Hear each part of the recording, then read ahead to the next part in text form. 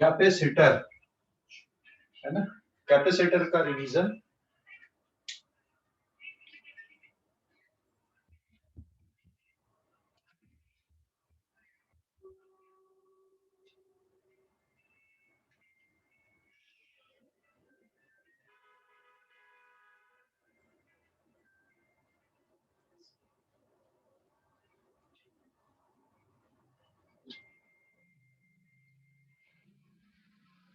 Capacitor में नहीं क्या क्या पढ़ा था कैपेसिटर में, याद है किसी को भी?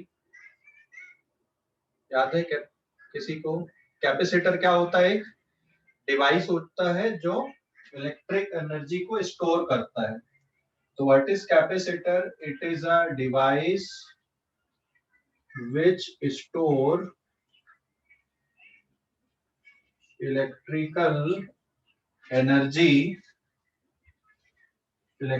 energy in the form of electrostatic potential energy in electric field।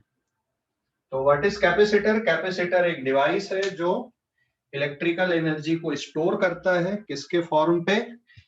Electrostatic potential energy के फॉर्म पे। कहां पे करता है? इलेक्ट्रिक फील्ड में करता है।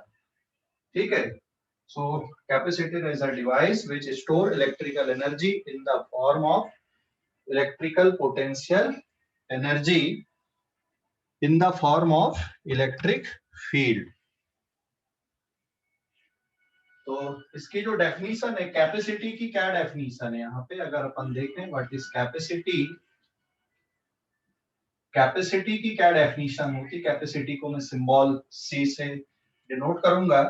जब मान लो कोई कंडक्टर है, ये कोई कंडक्टर अपन ने लिए ऑफ एनी शेप, इस कंडक्टर को अगर हम चार्ज देते जाते हैं तो जो चार्ज होता है वो उसके सरफेस पे आते जाता है। कंडक्टर किसी भी शेप का हो, ठीक है, this is any conductor. Conductor को अगर हम चार्ज देते जा रहे हैं तो जो भी चार्ज है वो कहाँ पे अपीयर होने लगते हैं? इसके सरफेस पे अपीयर होने लगते हैं और इसकी जो पोटेंशियल है वो बढ़ने लगती है। तो हमेशा जो इलेक्ट्रिक फील्ड आएगी इलेक्ट्रोस्टैटिक इलेक्ट्रोस्टैटिक कंडीशन में जो इलेक्ट्रिक फील्ड होती है वो हमेशा चार्ज कंडक्टर के परपेंडिकुलर होती है। So this is the electric field, बराबर है।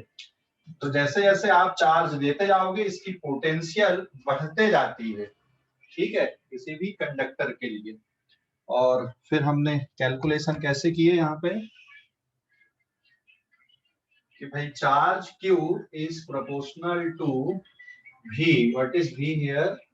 V is electric potential. V यहाँ पे इलेक्ट्रिक पोटेंशियल है एंड Q क्या देते जा रहे हैं अपन यहाँ पे? इसको चार्ज देते जा रहे हैं। तो चार्ज देने से इस कंडक्टर की पोटेंशियल क्या होते जाएगी? बढ़ते जाएगी।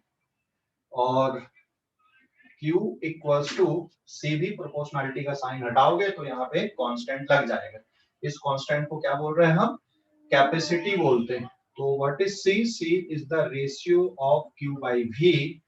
तो इसके कारण इसकी यूनिट क्या बनेगी? कूलाम पर volt, and coulomb per volt is collectively equals to farad, but farad is very large unit and इसकी ऐसा इसका डायमेंशनल फार्मूला अगर देखोगे तो चार्ज का डायमेंशनल फार्मूला UT और वोल्ट का आएगा W अपॉन Q।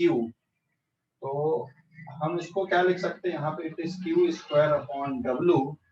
तो A square T square divided by M1 L2T-2, इससे आप इसका डायमेंशनल फार्मूले को और निकाल सकते हो। ये हो गया इसका डायमेंशनल फार्मूला कैपेसिटी का। ठीक है, यहाँ पे इसको सिंप्लीफाई कर लोगे तो dimensional formula M inverse L-2 T की पावर 4 एंड A स्क्वायर, ये इसका डायमेंशनल फार्मूला है।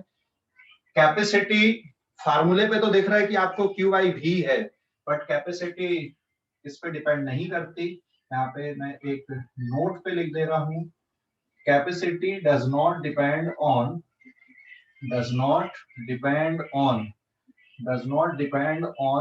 charge and potential. It only depends on shape,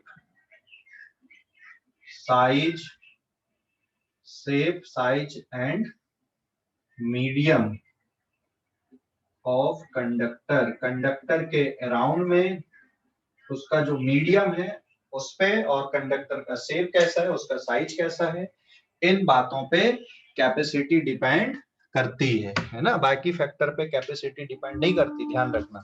capacity depends only on shape and size and medium of conductor, बाकी factor पे depend नहीं करता है, ठीक है। तो ध्यान रखोगे इसका।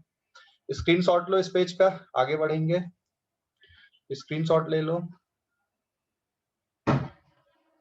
स्क्रीनशॉट ले लो इस पेज का, ले ली।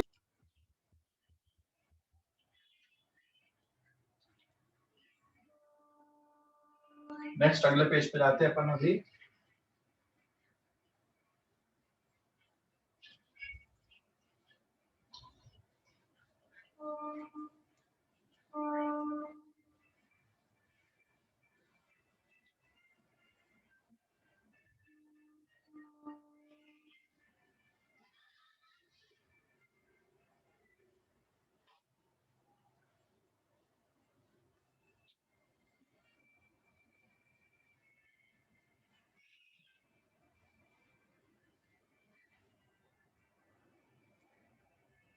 देखो ये टॉपिक बोर्ड एग्जाम के लिए बहुत ही आसान टॉपिक है, क्योंकि ये इलेक्ट्रोस्टैटिक का ही पार्ट है।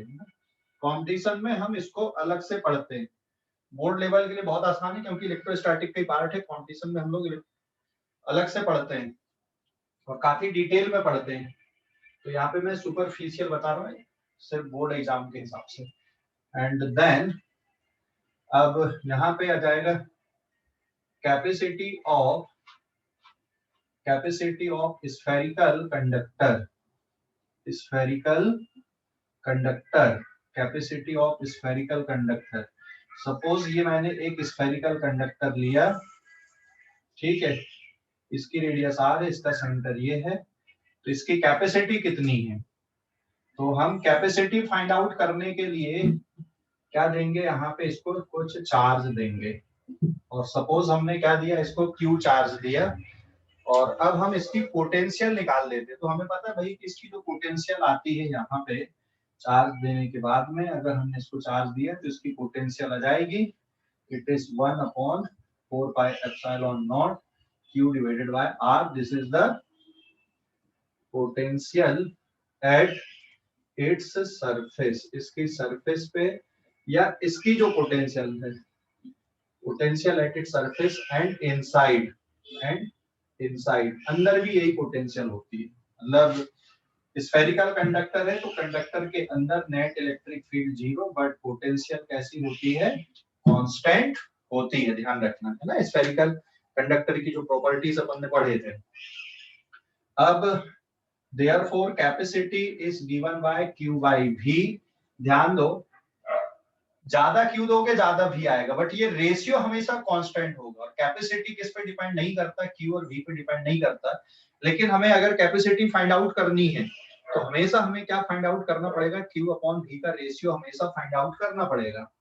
And then it is Q divided by 1/4 pi epsilon naught Q divided by R। Q से Q कैंसिल आउट हो जाएगा, it is 4 pi epsilon naught into R के बराबर आ जाएगा। सो इस स्फेरिकल कंडक्टर की जो capacity, it is given by 4 pi epsilon naught R, where अगर मैं 1/4 पाई एप्सिलॉन नॉट की बात करूं तो इसकी value 9 × 10 to the power 9, it is newton metre square per coulomb square होती है। इस वैल्यू को यहाँ पे अगर आप रखोगे और तो आप कैपेसिटी निकाल सकते हो स्फेरिकल कैपेसिटर की, है ना। अब इसमें देखो ये जो कैपेसिटी है ना, ये बहुत बड़ी यूनिट होती है फैरेड। तो फैरेड बहुत बड़ी यूनिट होने के कारण इसको किस पे लिखा जाता है, माइक्रो फैरेड। माइक्रो फैरेड मतलब 10 to the power -6 farad, nano farad 10 to the power -9 farad, pico farad that is equals to 10 to the power -12 farad, कहीं कहीं पे आपको मिली फेरेड भी मिलेगा, 10⁻³ फेरेड। तो फेरेड इज वेरी लार्ज यूनिट, और फिर इसलिए इसको माइक्रो फेरेड, पिको फेरेड या फिर नैनो फेरेड में हम यूज करते हैं। ठीक है, स्क्रीनशॉट लो इस पेज का। स्फेरिकल कैपेसिटर की कैपेसिटी, आइसोलेटेड स्फेरिकल कैपेसिटर की ये कैपेसिटी, ठीक है। हाँ, अगले पेज पे जा रहे हैं, पेज नंबर 3 पे। सिलेबस में पैरेलल प्लेट कैपेसिटर की कैपेसिटी का डेरिवेशन है और कैपेसिटर में कितनी एनर्जी स्टोर होती है। तो आइसोलेटेड कैपेसिटर की कैपेसिटी उतनी नहीं होती, तो साइंटिस्टों ने कुछ टेक्निक डेवलप किए जिससे कैपेसिटी को बढ़ाया जा सके। और फिर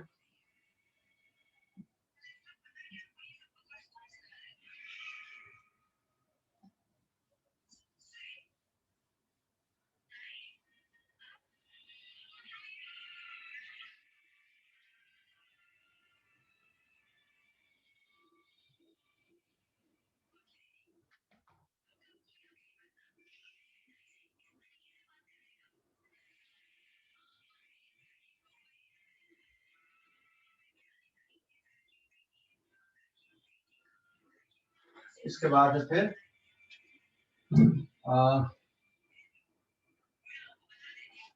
देखो अभी parallel plate capacitor, parallel plate capacitor, parallel plate capacitor, it is the arrangement of two parallel conducting plate, identical conducting plate।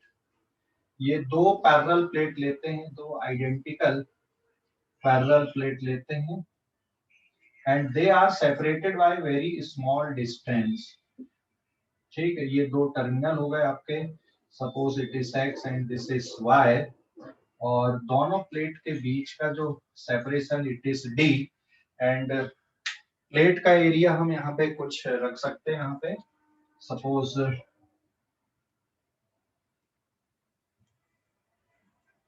ये दो पैरेलल प्लेट रखते हैं एक दूसरे के, है ना। अभी मीडियम सपोज मैंने यहाँ पे एयर मीडियम ले लिया, कोई और मीडियम भी ले सकते हैं, इसकी लेंथ एल और ब्रेथ बी। तो हर एक प्लेट का जो एरिया है that area is equal to length into breath.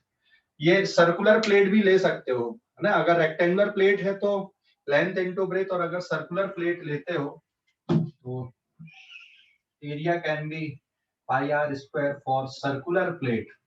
तो ऐसा नहीं है कि सिर्फ रेक्टेंगुलर प्लेट लेंगे, सर्कुलर प्लेट भी ले सकते हैं।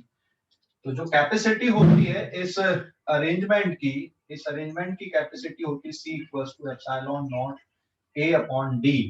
ध्यान देना, कैपेसिटी कितनी होती है, epsilon naught A upon D। Parallel plate capacitor की capacity epsilon naught A upon D। किस पे डिपेंड कर रहा है ये, उन दोनों प्लेट के सेपरेशन पे, प्लेट के एरिया पे, है ना, और मीडियम पे। एप्सिलॉन अकेला टर्म आया यहाँ पे, मतलब मीडियम। अगर यहाँ पे कोई और मीडियम रख दोगे, कागज रख दोगे, कुछ और डाइलेक्ट्रिक मीडियम प्लेस कर दोगे, कैपेसिटी बढ़ जाएगी। तो ये फार्मूला कैसे आया, इसका proof, formula derivation, formula derivation. ठीक है, देखो फार्मूला डेरिवेशन ये इस तरह से है कि यहाँ पे हम एक मेटेलिक प्लेट लेते हैं, ये एक्स प्लेट हो गई, और ये दूसरी मेटेलिक प्लेट लिए, ठीक है, दिस प्लेट इज वाई। एक पे प्लस क्यू चार्ज दिए, एक पे माइनस क्यू चार्ज दिए। ठीक है, दोनों पे इक्वल एंड अपोजिट चार्ज होना चाहिए, तब वो कैपेसिटर बनेगा। अपोजिट चार्ज नहीं है तब भी उसकी कैपेसिटी है, लेकिन हम उसको कैपेसिटर नहीं बोलेंगे उस अरेंजमेंट में। तो कैपेसिटर में टोटल चार्ज हमेशा 0 होता है, तो इसके कारण ये वाली सरफेस पे पूरा की पूरा पॉजिटिव चार्ज जाएगा, और ये वाली सरफेस पे पूरा की पूरा नेगेटिव चार्ज जाएगा। तो यहाँ पे इनके बीच का जो सेपरेशन है वो है D, और यहाँ पे अब इलेक्ट्रिक फील्ड अगर देखोगे तो इलेक्ट्रिक फील्ड एक है पॉजिटिव चार्ज के कारण, और एक इलेक्ट्रिक फील्ड है नेगेटिव चार्ज के कारण, है ना। और इधर पे बाहर पे फील्ड 0 रहेगी, यहाँ पे टोटल फील्ड आ जाएगी इन दोनों के सम के कारण। तो अंदर पे जो नेट फील्ड आ रही है E is equal to E plus plus of E minus, है ना। ये यहाँ पे जो फील्ड है इसके कारण ये इस तरह से इलेक्ट्रिक फील्ड यहाँ पे जनरेट होगी और जो टोटल फील्ड है पॉजिटिव चार्ज के कारण field sigma upon 2 epsilon plus sigma upon 2 epsilon where sigma is equals to Q by A, क्योंकि एक ही सरफेस पे चार्ज है इसलिए क्यू बाय ए, और दोनों सरफेस पे चार्ज रहते तो क्यू बाय 2 है। तो देयरफॉर ओवरऑल जो electric field it is sigma upon किसके बराबर हो गया यहाँ पे, सिग्मा अपॉन एप्सिलॉन नॉट के बराबर यहाँ पे कैपेसिटर प्लेट के बीच में फील्ड है। So therefore potential difference Vx minus Vy, दोनों प्लेट के बीच का potential difference is Pd, it is sigma upon epsilon naught into d, और सिग्मा की जगह पे आप Q into D upon A epsilon लिख सकते हैं, क्योंकि सिग्मा को आप रिप्लेस कर दोगे। ठीक है, सिग्मा मतलब चार्ज डेंसिटी को रिप्लेस कर दोगे Q बाई एरिया से, और फिर कैलकुलेशन कर लेते हैं। तो capacity will be given by C equals to Q by V, potential difference Q divided by V potential difference है, QD divided by A into epsilon naught. तो Q से Q टर्म कैंसिल हो गया, it is epsilon naught A upon D। तो ये हो गया इसका formula derivation parallel plate capacitor के लिए। So remember this formula. ठीक है, समझ गए, समझ गए?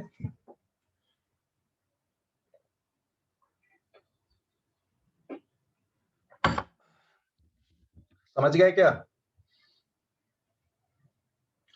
हेलो, समझ गए? Yes sir. हाँ, उनके बीच में जो डिस्टेंस होता है दोनों प्लेट के बीच में, उसको कम से कम रखा जाता है जिससे फ्रिंज इफेक्ट को हटाया जा सके। देखो भाई, कंपटीशन में अपन ने बहुत डिटेल में पढ़े इन सबको, है ना, कंपटीशन में बहुत डिटेल में पढ़े हैं, इसमें कम करने की जरूरत है, बहुत कम करने की जरूरत है बोर्ड एग्जाम के लिए। आपको बोर्ड एग्जाम में इसमें बहुत ज्यादा दिया ही नहीं है, स्क्रीनशॉट लो इस पेज का, आगे बढ़ते हैं। बोर्ड एग्जाम में ज्यादा नहीं है, लेकिन कंपटीशन के लिए हमने बहुत डिटेल में पढ़े हैं, नोट्स उठा के देखना, उसमें बहुत डिटेल में है। अगले पेज पे जा रहे हैं, पेज नंबर 4 पे। ये पैरेलल प्लेट कैपेसिटर, कैपेसिटी कौन कौन से फैक्टर पर डिपेंड कर रही है ये अपन ने देख लिया। अगर हम यहाँ पे डाइलेक्ट्रिक फिल कर देते तो क्या होता है ना, स्क्रीनशॉट ले लो इस पेज का। ले लिया सर।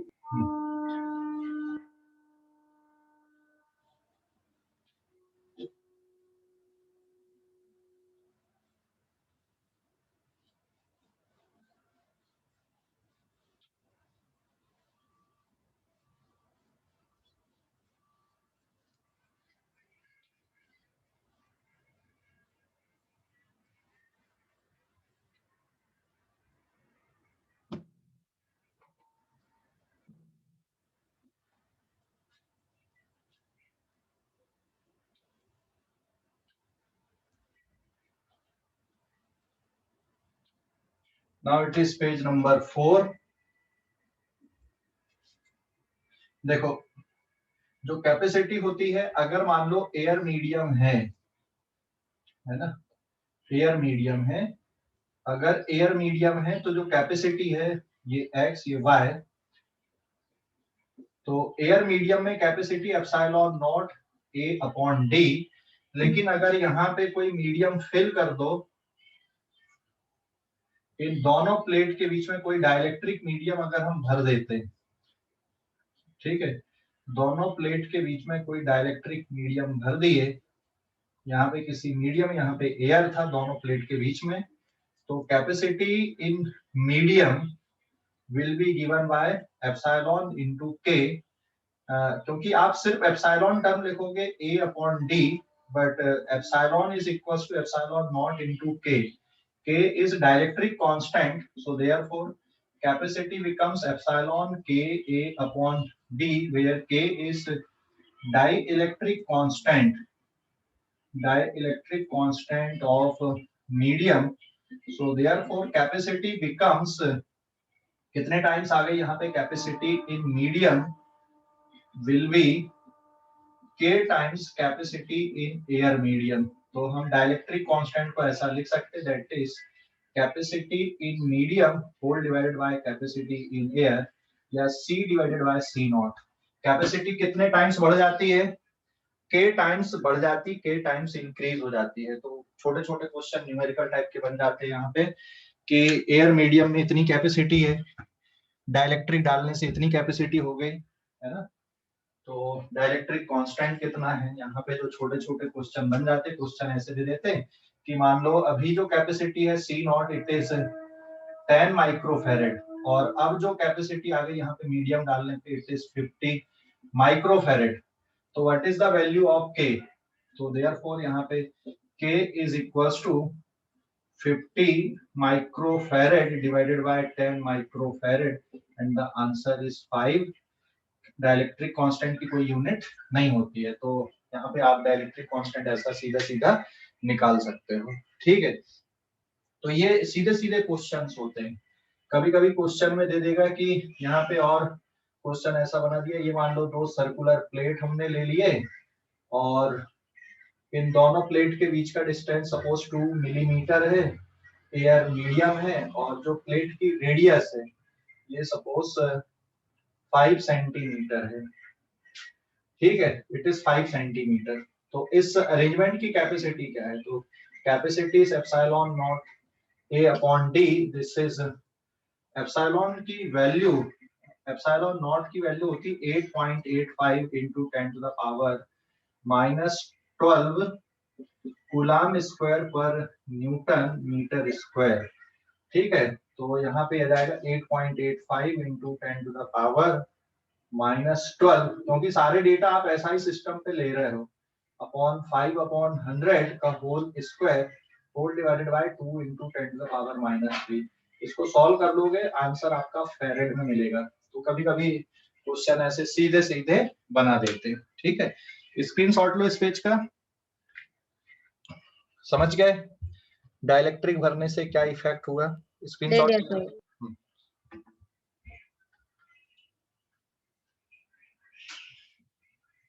नेक्स्ट पेज नंबर 5 पे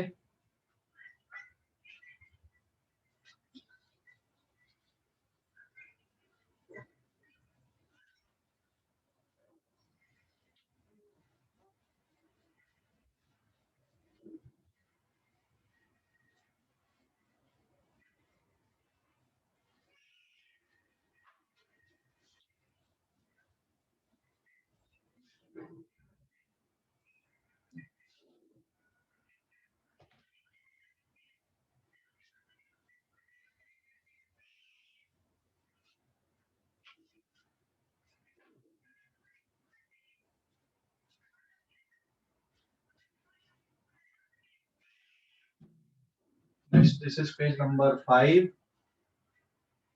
देखो पेज नंबर 5 पे अब है spherical capacitor and cylindrical capacitor. हाँ, तो इसमें फार्मूला डेरिवेशन नहीं है, मैं सीधे सीधे बता देता हूँ। यहाँ पे स्फेरिकल कैपेसिटर, तो स्फेरिकल कैपेसिटर दो स्फेरिकल कंडक्टर लेते हैं, ये इस तरह से, एक की इनर रेडियस और आउटर रेडियस b, ये टर्मिनल हो गया एक, और ये एक टर्मिनल हो गया। अंदर वाले को प्लस और बाहर वाले को आपने माइनस चार्ज दिए। तो जो भी चार्ज आएगा वो अंदर वाले के सरफेस पे रहेगा यहाँ पे, और बाहर वाले पे चार्ज ऐसा बाहर की तरफ आएगा।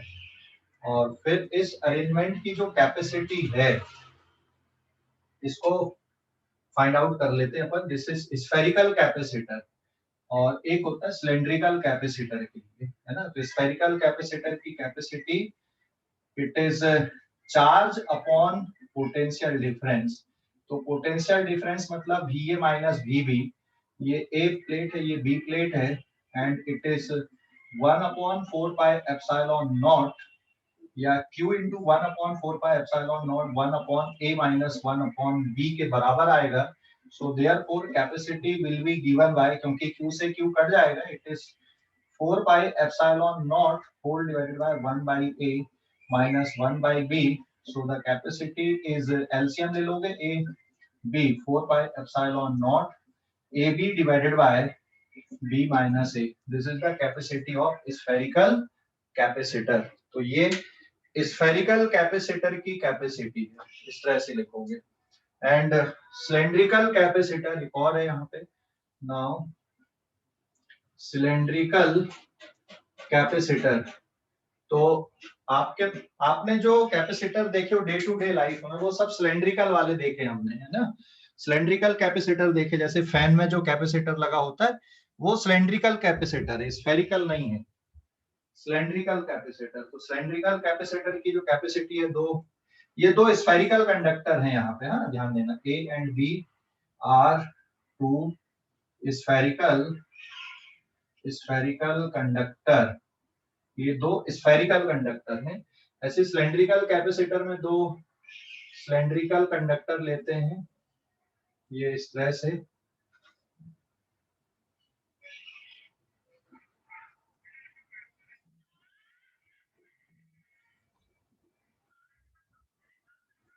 ये दो सिलेंड्रिकल कैपेसिटर लेते हैं और इनके बीच में सपोज, सॉरी, इसकी जो लेंथ है वो L है, this is their inner radius and this is their outer radius. और चार्ज अंदर वाले कैपेसिटर को, अंदर वाले कंडक्टर को पॉजिटिव चार्ज, बाहर वाले कैपेसिटर को नेगेटिव चार्ज। तो जो चार्ज है वो दोनों के अंदर वाले के आउटर सरफेस पे और बाहर वाले के इनर सरफेस पे होता है। तो यहाँ पर भी जो पोटेंशियल आएगी दोनों की, तो जो पोटेंशियल आएगी, that potential difference VA minus VB is equals to, potential difference will be, it is 1/2 pi epsilon naught and lambda upon 2 pi epsilon naught log of B by A के बराबर होता है। तो इसकी जो कैपेसिटी आएगी it is Q by V, Q मतलब lambda L, इसमें linear charge density is lambda, और फिर इसको रिप्लेस कर दोगे यहाँ पे again lambda upon 2 pi epsilon not log of B by A, तो lambda lambda cancel and the capacity is 2 pi epsilon not L divided by log of B by A। This is the capacity of spherical capacitor. ठीक है, screenshot लो इस page का। But state board की book में इनका formula नहीं दिया हुआ है, सीबीएसई में एक्सरसाइज में इसके क्वेश्चन है। स्टेट बोर्ड की बुक में बस एक है कि हाँ स्फेरिकल कैपेसिटर ऐसा है और सिलेंड्रिकल कैपेसिटर ऐसा है। ठीक है, स्क्रीनशॉट ले लो इस पेज का, आगे बढ़ते हैं। स्क्रीनशॉट ले लो, ले लिए? ले लिया sir. Page number 6, energy stored in capacitor पे, energy stored in capacitor, page number 6।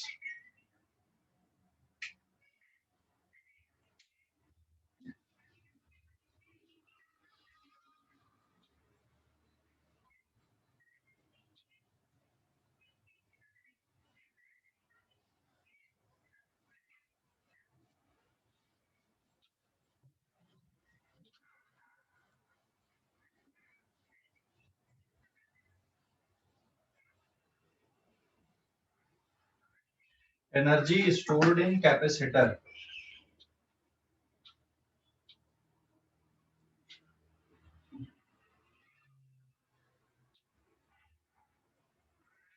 Energy stored in capacitor, next है energy stored in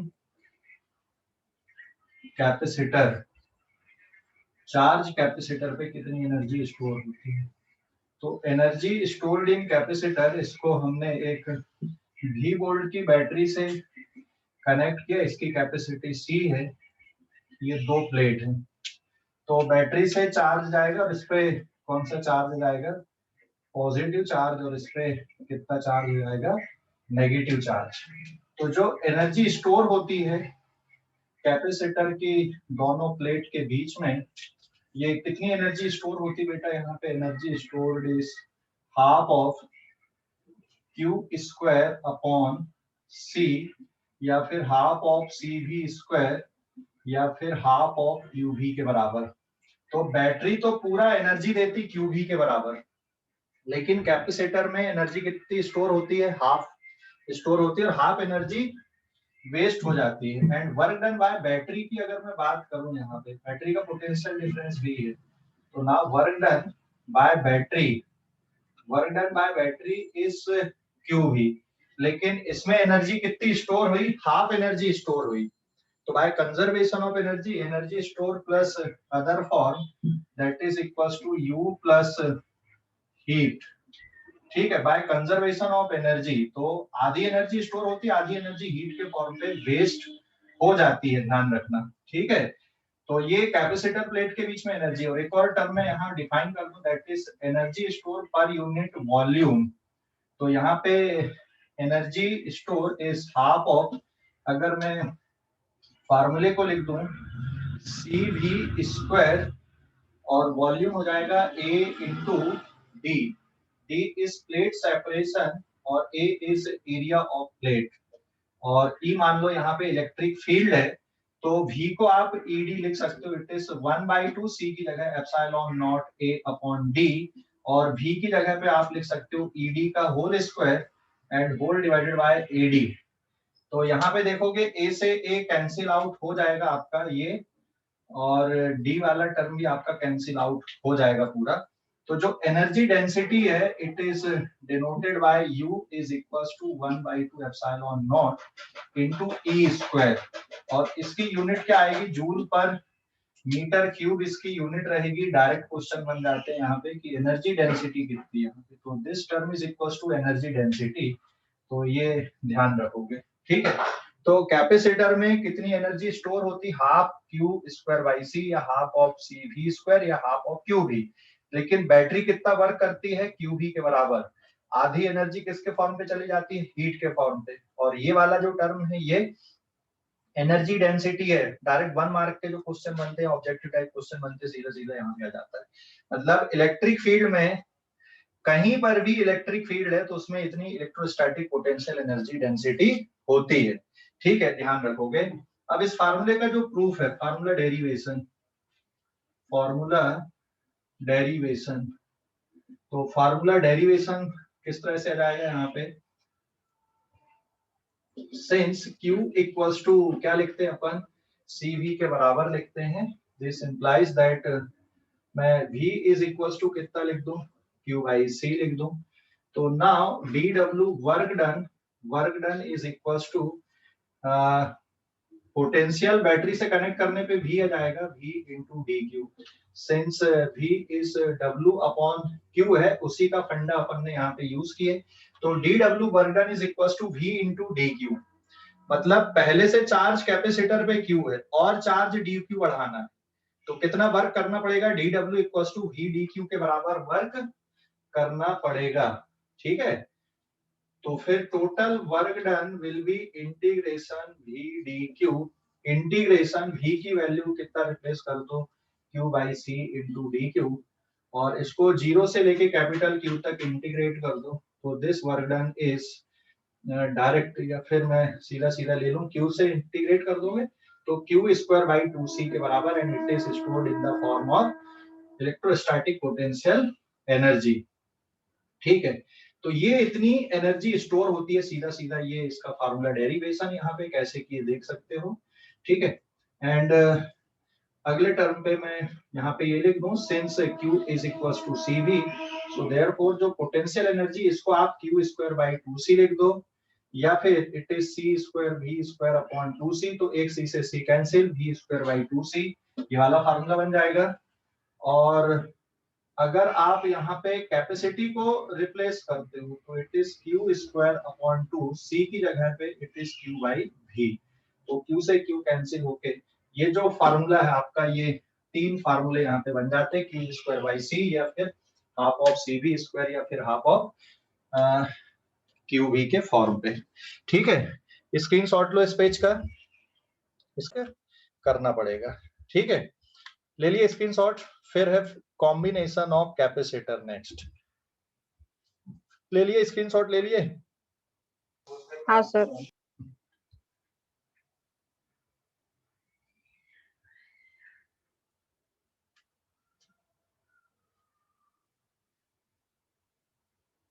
then page number 7,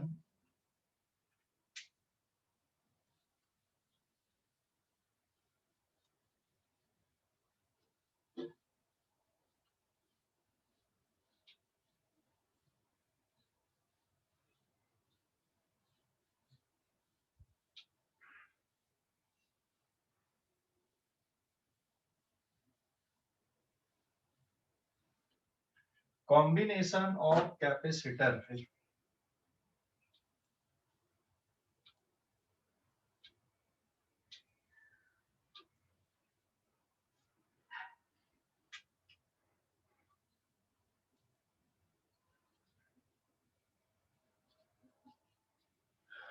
combination of capacitor, combination of capacitor. Combination of capacitor में series combination, first series combination में capacitor plate को इस तरह से connect कर देते, तो ये सीरीज कॉम्बिनेशन, इसकी कैपेसिटी C1 C2 C3 और इसको कलेक्टिवली एक ही कैपेसिटर मान ले, दैट इज C इक्विवेलेंट। ठीक है, तो सिंप्लीफाई कैसे करते हैं जब भी कॉम्बिनेशन के लिए कैलकुलेशन करना है? It is now connected with the battery of V volt. Battery से चार्ज गया Q, तो इसमें हर एक प्लेट पे चार्ज सेम रहेगा, Q minus Q plus Q minus Q ऐसा। और जो पोटेंशियल डिफरेंस आएगा, यहाँ पे हो गया V1, यहाँ पे हो गया V2, यहाँ पे हो गया V3। तो जो टोटल पोटेंशियल डिफरेंस है V1 plus V2 plus V3, ये किसके बराबर हो जाएगा? यहाँ पे total potential difference is V1 plus V2 plus V3 और potential difference is Q upon C1 plus Q upon C2 plus Q upon C3 and it is equals to Q upon C equivalent. Q cancel out हो गए यहाँ पे, so therefore equivalent capacity is 1 upon C1 plus 1 upon C2 plus 1 upon C3। आप इस तरह से इसकी equivalent capacity लिखोगे। तो सीरीज कॉम्बिनेशन में सभी कैपेसिटर पे इक्वल चार्ज स्टोर होते हैं, लेकिन पोटेंशियल अलग अलग होती है। And then parallel combination, parallel combination of capacitor. Parallel combination में ये दूसरा पार्ट आ गया। पैरेलल कॉम्बिनेशन में कैपेसिटर को पैरेलली कनेक्ट करते हैं ये इस तरह से।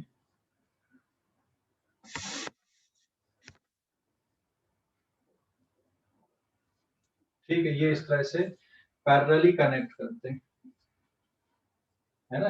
ये इसकी capacity C1 C2 and C3। Parallel combination में सभी के पास में इक्वल वोल्टेज आता है, तो इसको मिला के, आप तीनों को मिला के एक ही कैपेसिटर से रिप्लेस कर देते हो। बैटरी से चार्ज जाएगा Q और तीनों पे फिर चार्ज अलग अलग डिवाइड हो जाएगा, Q1 Q2 एंड Q3, लेकिन तीनों पे जो पोटेंशियल है वो सेम रहेगा पैरेलल कॉम्बिनेशन में, लेकिन चार्ज यहाँ पे डिवाइड हो रहा है। तो Q is equals to Q1 plus Q2 plus Q3 और Q equals to C equivalent into V, it is C1V plus C2V plus C3V। V common निकल के कैंसिल आउट हो जाएगा, तो C equivalent is C1 plus C2 plus C3। आप इस तरह से लिख सकते हो। ठीक है, स्क्रीनशॉट ले लो इस पेज का।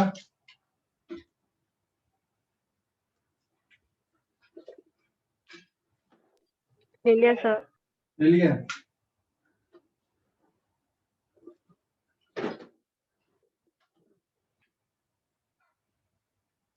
चलिए, तो ये है कॉम्बिनेशन ऑफ कैपेसिटर। हाँ, सीरीज कॉम्बिनेशन एंड कॉपी में लिखा है ना।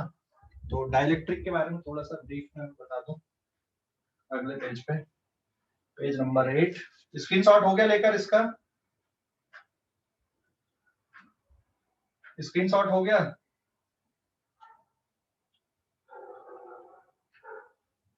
Then page number 8,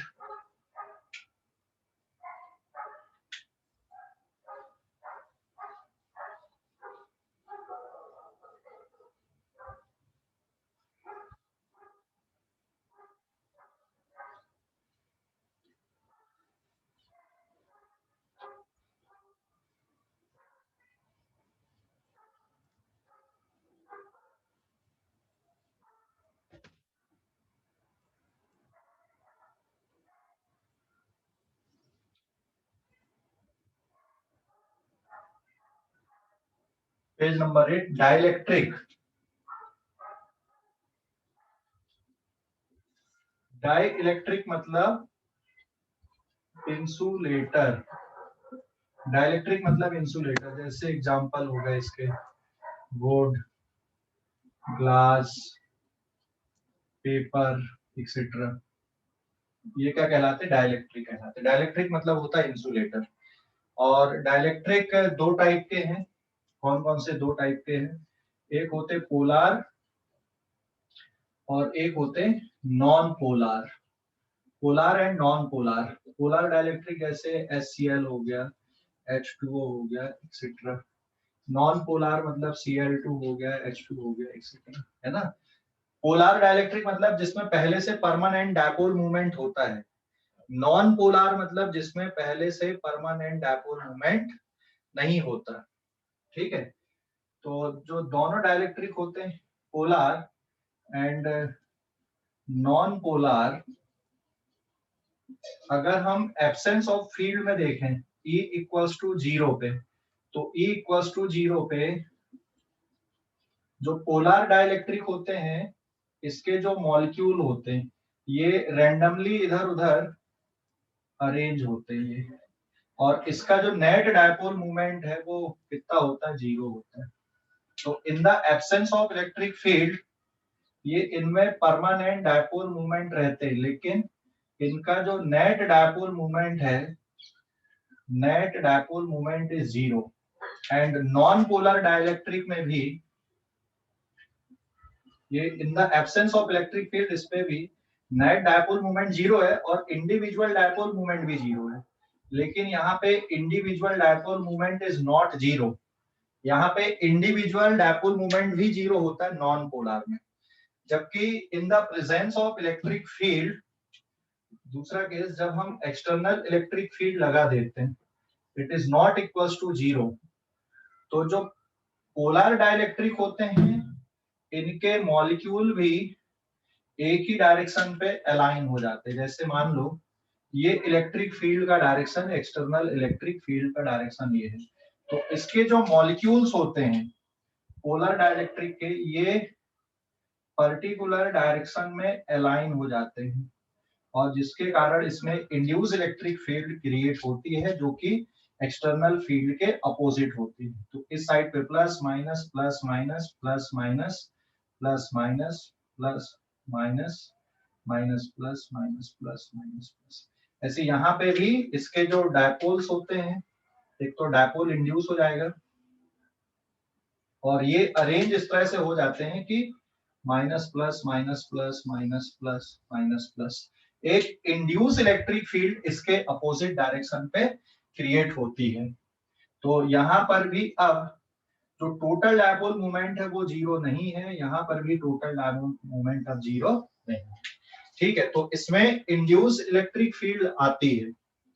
now induced electric field इन डाइलेक्ट्रिक। डाइलेक्ट्रिक में इंड्यूस इलेक्ट्रिक फील्ड आती है जो एक्सटर्नल फील्ड के अपोजिट होती है। जैसे ये डाइलेक्ट्रिक स्लैब अपन ने रखे यहाँ पे और ये एक्सटर्नल फील्ड है ना, एक्सटर्नल फील्ड में अपन ने रखा, this is external electric field, ये एक्सटर्नल इलेक्ट्रिक फील्ड है।